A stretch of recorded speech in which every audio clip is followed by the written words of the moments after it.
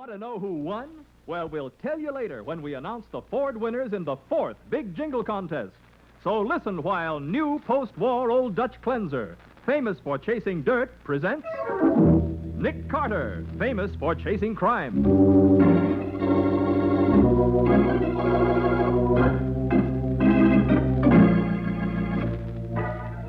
Every week at this time, two great names are joined as new post-war Old Dutch cleanser brings you one of the most resourceful and daring characters in all detective fiction, Nick Carter, Master Detective.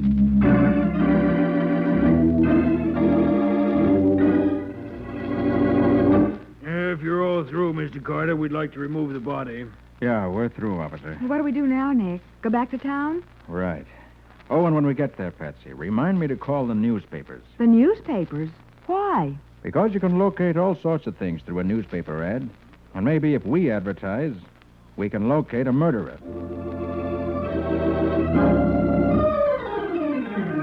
And now, the case of the Martyred Rat. Today's adventure starring Lon Clark as Nick Carter, brought to you by new post-war Old Dutch cleanser. It's past midnight, and beside a dark highway 50 miles west of the city, a young man stands in the driving rain, swaying weakly as he tries to flag down a passing car. His left arm hangs useless, the hand red with blood that drips steadily from under the sleeve of his leather jacket.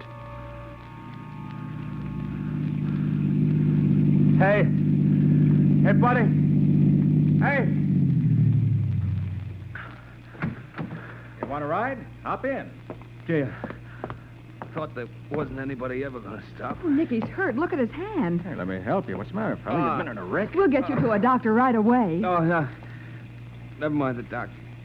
Get me to the nearest police station. Police? What happened? Were you held up? Yeah, 3 guys. They hijacked my truck. Shot me. Oh, Nick, he passed out.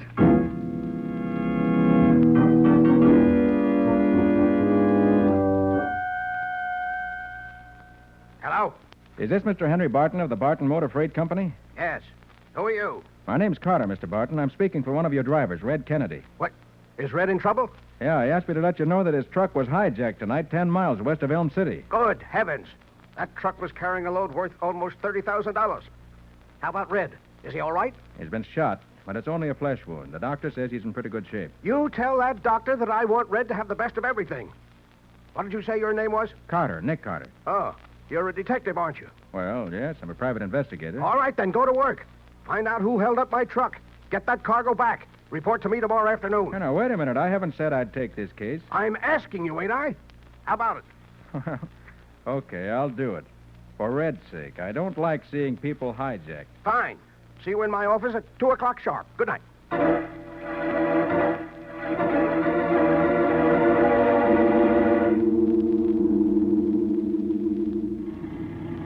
Come on back, Les. You're okay. Easy now. Hold it. That's it.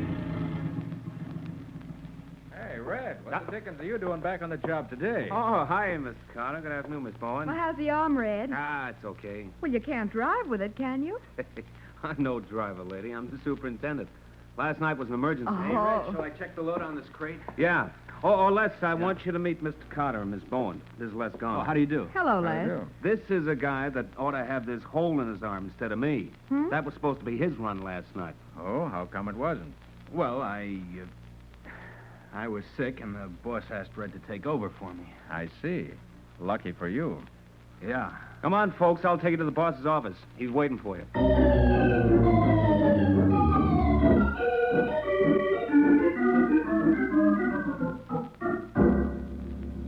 Well, Mr. Carter, what did you find out?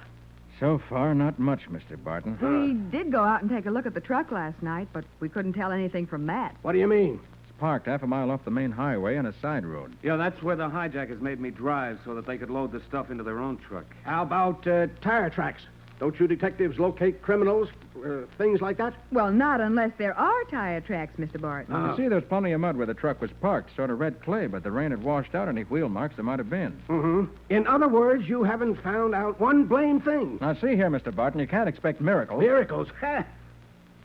Look, What? can you give me a list of everything that was stolen last night? Yes, I've got it right here. Cigarettes, nylons, silverware, electrical appliances, chemicals, and a lot of small stuff. Most of those things could be easily disposed of. Yeah. Oh, by the way, Red, what about Les? Think he can drive tonight? Sure, Les is okay, Mr. Barton. Oh, is that the driver who was sick last night? Sick. He was drunk. Sent him back to Kittery's boarding house to sleep it off. Made Red take over the run. Oh, look, boss. Les wasn't drunk. I told you that last night. I smell liquor on his breath. All right, so he had a drink, maybe two, but he never done it before, did he? No. He better not do it again. If it hadn't been for you, I'd have fired him on the spot. Well, Mr. Barton, I'll let you know as soon as I've got anything definite. Good. And don't make it any later than the day after tomorrow.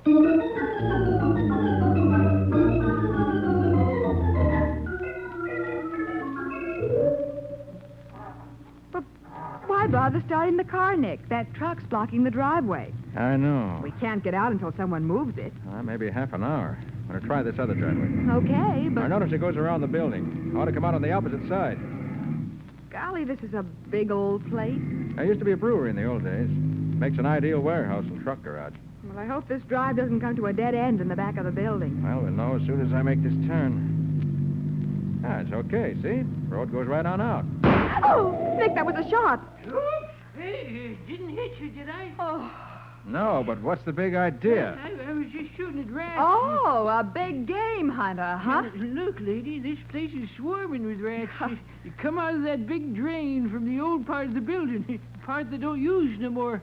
And you shoot them as they come out? Is that the idea? Yeah, you betcha. Mr. Barton pays me a dime apiece for 'em. Sometimes you get 10 or 12 one afternoon. How much does Mr. Barton pay for innocent bystanders? Hey, I'm real sorry if I scared you, ma'am. But, maybe I better introduce myself.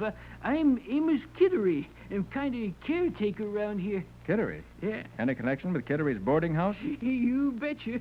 My daughter-in-law runs it. Then I bet you know Les Garner, one of Mr. Barton's drivers. You betcha. Rooms with us. Oh. Lucky for Les, he wasn't making his regular run last night, wasn't it? I suppose you heard that his truck was hijacked. Yeah, you betcha. Funny thing, too. Les must have had a feeling something was going to happen on that run. Well, why do you say that? Oh, 'cause he was nervous and jumpy all day long. Oh? Like as if he was dreading something. Dreading something? Yeah. He even started to drink in the middle of the afternoon. Les never done that since I know him. That's so. Yeah, you betcha. Acted like he had to work up his courage and go to work. He got so drunk, the boss wouldn't let him drive. So he stayed home safe in bed, huh? Yeah, not so as you'd notice it. Went right back to the saloon and started slugging them down again. Then all of a sudden he jumped in his car and lit out. Lit out for where? No telling. Didn't get back till almost daylight. And was that car a mess? Les give me $1 to wash it off for him today. Doggonedest red clay you ever did see. Red clay? Yeah, you betcha. Like to never got it off. Nick, that road last night. Yes, Betsy, I know what you mean. Mr. Kittery, where is your daughter's boarding house? When you get on the street, just down the driveway there, it's about a half mile straight ahead on the left-hand side. There's a sign out in front. Why? Because if any of that red clay is still stuck under the fenders of Les's car, I want to compare it with some I took off a truck. Ain't likely they'd be the same. Maybe not, but if they are, Les Garner is going to have to do some pretty heavy explaining.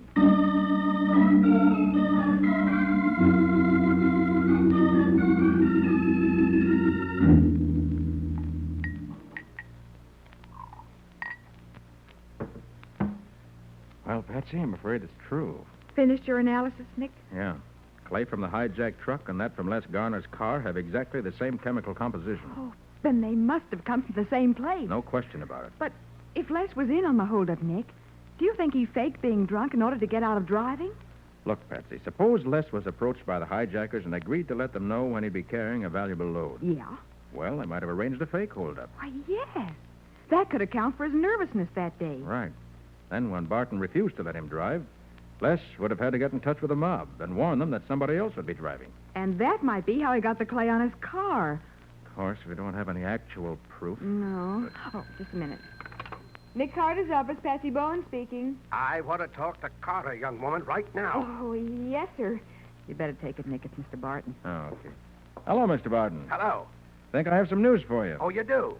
Well, I've got some news for you. Another one of my trucks has been hijacked. Another one? Yes. Who was driving it? Les Garner? What? Yes. How did you know? I'll tell you later. But don't let Garner get away. Don't worry. He won't get away. Good. The hijackers put a bullet through his head.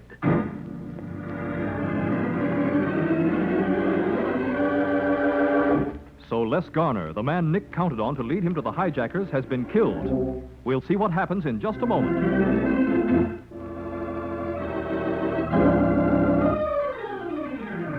Now, back to the case of the Martyred Rat. Today's adventure with Nick Carter, brought to you by new post-war Old Dutch Cleanser. It's now 3 o'clock in the morning. Nick and Patsy have driven out to the scene of the holdup with Mr. Barton. State police are detouring traffic around the big truck, still parked beside the highway. The body of Les Garner slumped over the wheel. From the angle of the wound, Patsy, it looks as though whoever killed Garner stood here on the running board. Yes, and it must have happened without any warning. Otherwise, Les wouldn't have just sat there behind the wheel. Ah, you're right. It wasn't any fight. Just plain cold-blooded murder. Yeah. Then you'll be taking another big loss, won't you, Mr. Barton? Oh, I won't lose anything. All my trucks are fully insured against robbery. This cargo wasn't worth much anyway. Oh, it wasn't? No, the whole shipment consisted of tin kitchenware, toys, rat poison, cheap lampshades, dried fish. Nothing valuable. Well, I hope the hijackers were plenty disappointed. They weren't, though. At least they went to the trouble of unloading this stuff, even after they saw what it was. Oh, they must have been pretty dangerous, too, right on a busy highway like this. Maybe they took the truck off on a side road to unload it and then brought it back here. No, Mr. Barton. Les was killed here. The bloodstains show that his body hasn't been moved from behind the wheel. If you're all through, Mr. Carter, we'd like to take the body into town. Okay, officer, and thanks for your help. That's what we're here for, Mr. Carter. Okay, Doc, you can take over now. Oh, by the way, officer. Yeah? Exactly what time was the body found? Let me see. Got it down here. 12:45. 12:45? Yep. But you didn't notify Mr. Barton until after 1:30. That wasn't our fault, lady. We tried to phone him, but there wasn't any answer. Yeah, well, my pinochle club met last night, and I didn't get home till after 1. Pinochle Club. Yeah, come on, let's get back to the car. Oh, that's a good idea. Hey, Mr. I'm Barton. getting cold. How long would it take to move the sort of load you had on this truck from one truck to another? At least half an hour. Why?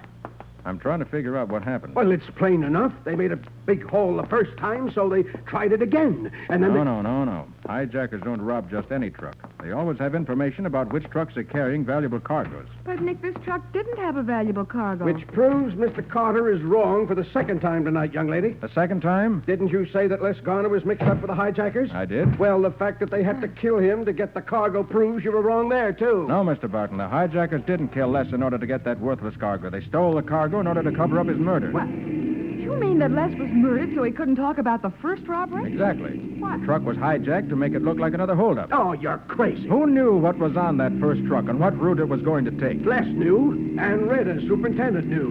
Even before he took over as driver. But that's all. Well, didn't anyone else know? Absolutely not. Not even you? What? Yes, of course, I knew. Oh, Patsy. When we get back to town, remind me to call the newspapers. Call the newspapers? But why, Nick? Because you can locate all sorts of things through a newspaper ad. And maybe if we advertise, we can locate a murderer.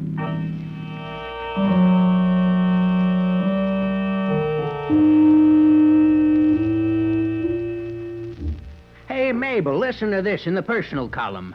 Wanted to contact motorists who are driving west from Deaver Springs Friday night between 11:30 p.m. and 1 o'clock. Call Surrey 905. Burbage. We were on that road about then. Yeah, let me write that number down. Maybe I can help this guy out.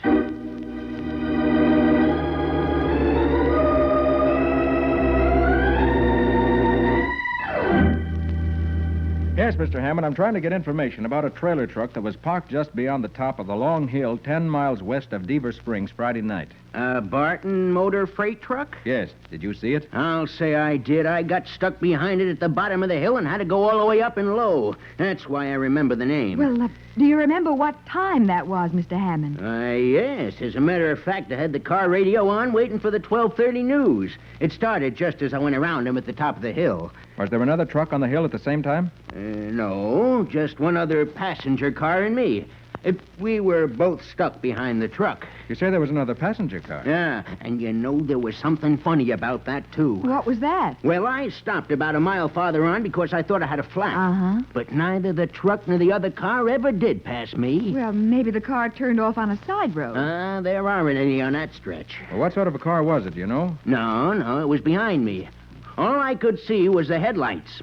Afterwards, Mabel and I wondered what happened to it. I think I know what happened to it, Mr. Hammond. In fact, with what you've told me, I think I know the answer to a lot of things.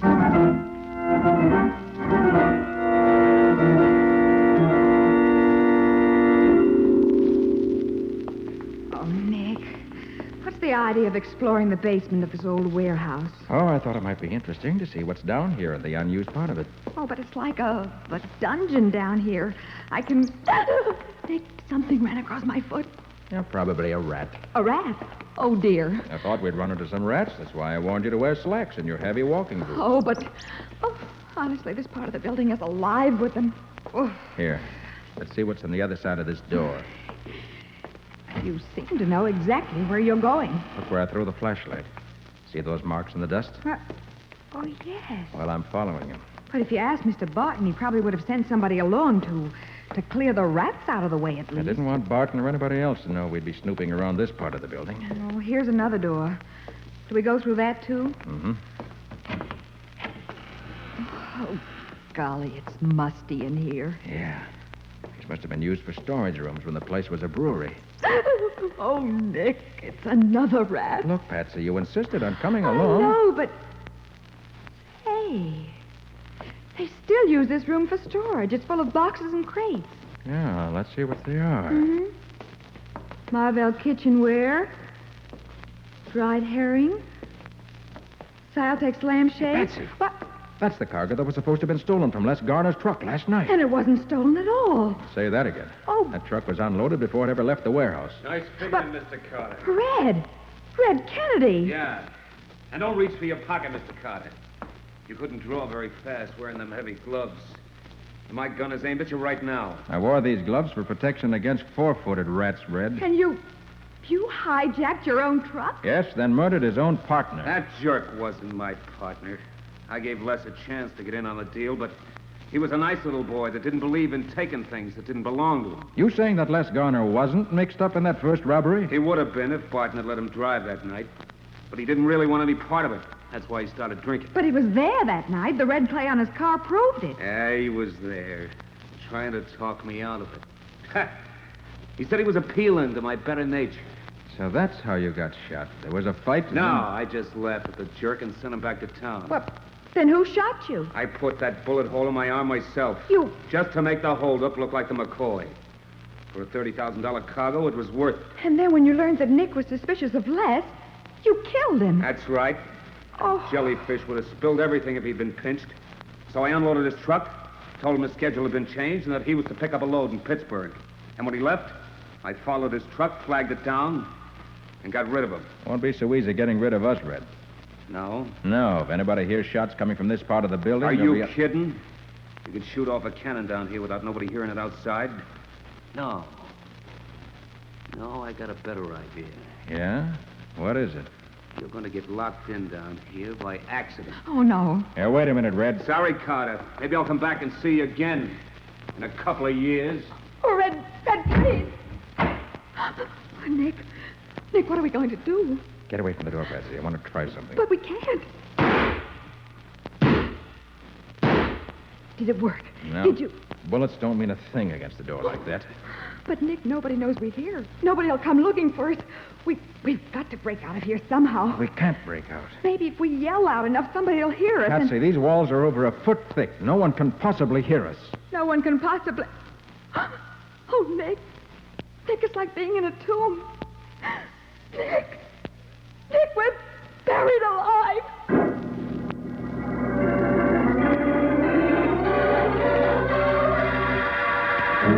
Locked in a forgotten basement room of the old brewery, unable to break out or make themselves heard, Nick and Patsy are faced with almost certain death. We'll see what happens in just a moment.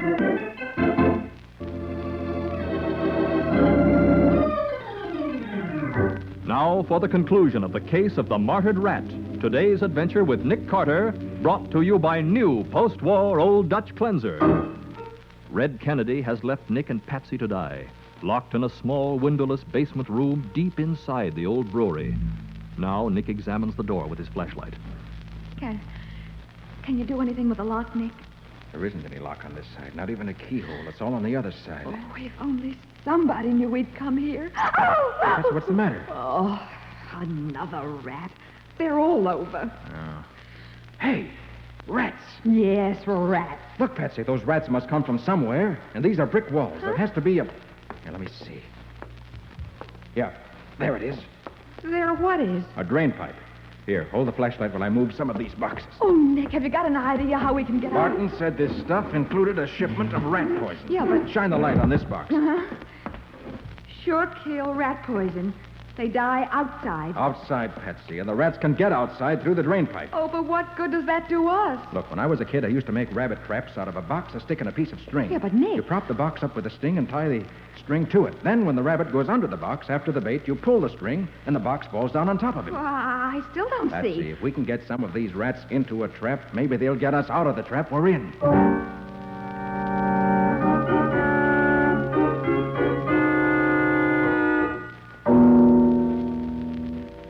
Nick, what time is it?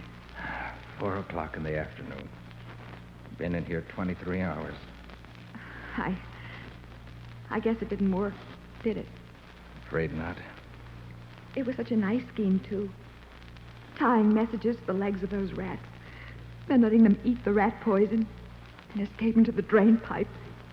Darn it. One or two of them must have got through.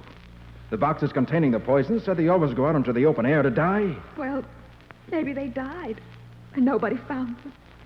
Yeah, maybe. Carter! What? Carter! Oh, Hey, listen. Carter! oh. Carter, where are you? Patsy, that's Barton. He's found us.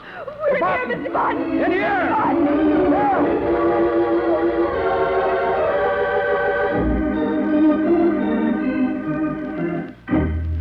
I tell you, Carter, when old Amos Kittery brought me that dead rat with a message tied to its leg, I thought he was crazy. I don't blame you, Mr. Barton. I gambled on the chance that Kittery would either shoot or find one that had a message tied to it. Well, it turned out to be a good gamble, but why did you think you would find the stolen cargo where you did? Because Garner's truck was seen climbing the hill at 12:30, just 15 minutes before his body was found. And you told us it would take at least 30 minutes to unload the truck. That's why I figured that truck must have been empty when it left the warehouse. I see. Then when I heard about the car that followed Garner up the hill, but no farther, I was pretty sure the driver of it was the one who killed Garner. Why?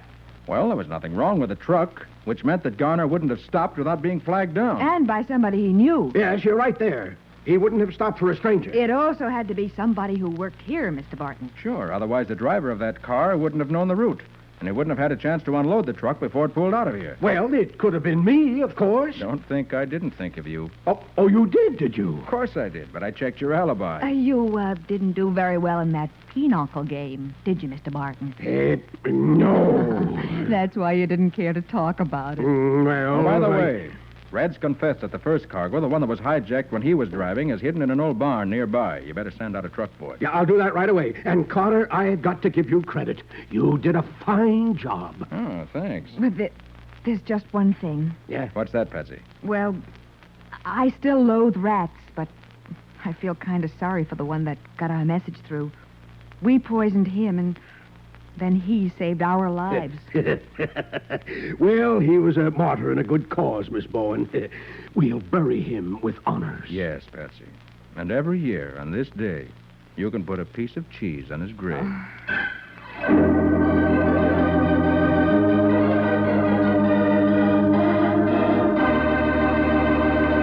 And now,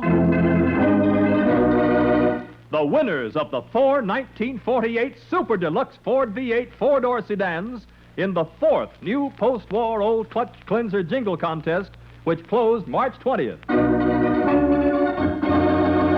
Nick, you mind if I make the awards this week? Sorry, Mike, but it's been just too much fun giving away Fords. Okay, go to it. Try and stop me. Well, folks, here are the lucky people who get brand new Fords this week.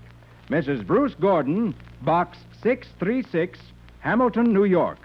Ann Hall, 5500 North Newland Avenue, Chicago, Illinois. Mrs. Theodore Payne, P.O. Box 408, Washington 4, District of Columbia. And Mrs. Vera Feeter, 8017 North Whitney Road, Milwaukee 11, Wisconsin. And to all these fortunate folks, as well as to all the other contest winners, let me say congratulations. And remember, we'll announce winners of the last week's contest as soon as possible, so be sure to keep listening.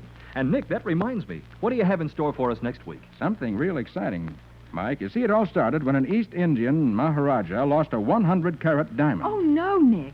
It really started when the movie producer's daughter disappeared. Well, maybe so, Patsy, but it was because of the diamond that we found a dead body 3,000 miles from where it should have been. Hey, take it easy. This is getting too rich for my blood. What do you call this story, Nick? I call it The Case of the Star of Evil.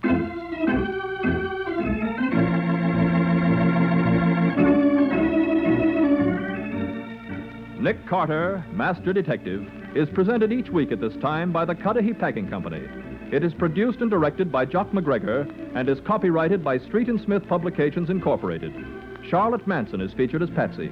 Today's script was written by Jim Parsons. Original music is played by Henry Silverne.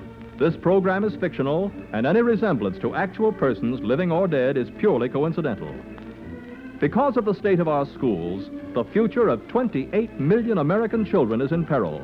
This means we must all work to improve educational conditions, because the future of these children and their teachers is the future of America. This is Michael Fitzmaurice saying, when minutes count, use new post-war Old Dutch Cleanser.